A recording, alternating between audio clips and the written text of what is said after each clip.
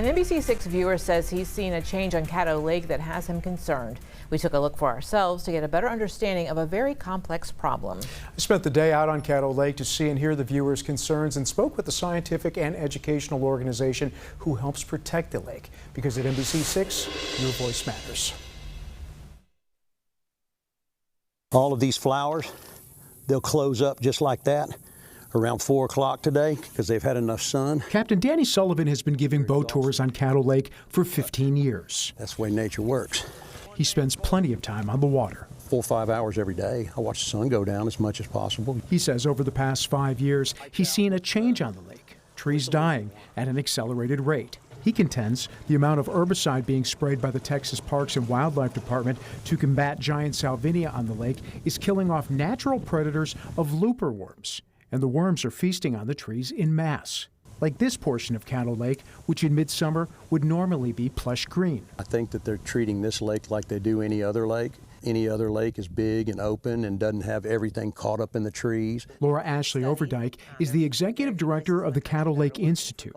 She says the worms are a natural part of the ecosystem, and years of scientific research from both federal and state agencies shows without the herbicide, the lake would quickly be covered by one of the most problematic aquatic plants in the world. This is our best option at this present time, because if you do nothing, that lake will be covered up in a matter of months. Back in 2013, half of the lake was covered.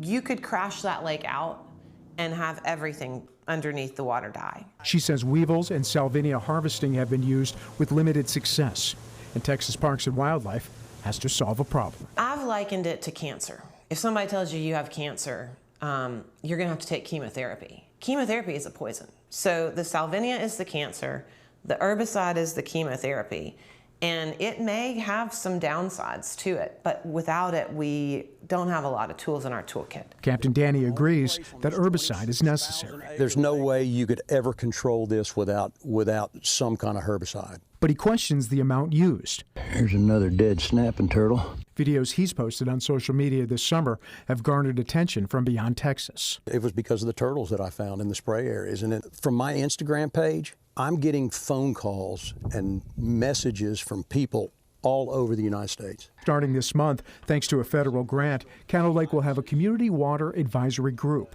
Water samples will routinely be sent to labs, with community members kept abreast of the results. There are lots of people that do care about that, and we're trying to figure out ways to minimize the damage, but we're kind of between a rock and a hard place. Dialogue sparked to solve problems on a shared love.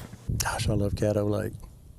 It has provided me 1,000,000 hours of entertainment, education, spirituality. It means that much to me. I have loved Caddo Lake since I was 5 years old. Once it gets in your blood, it's multi-generational for Caddo Lake.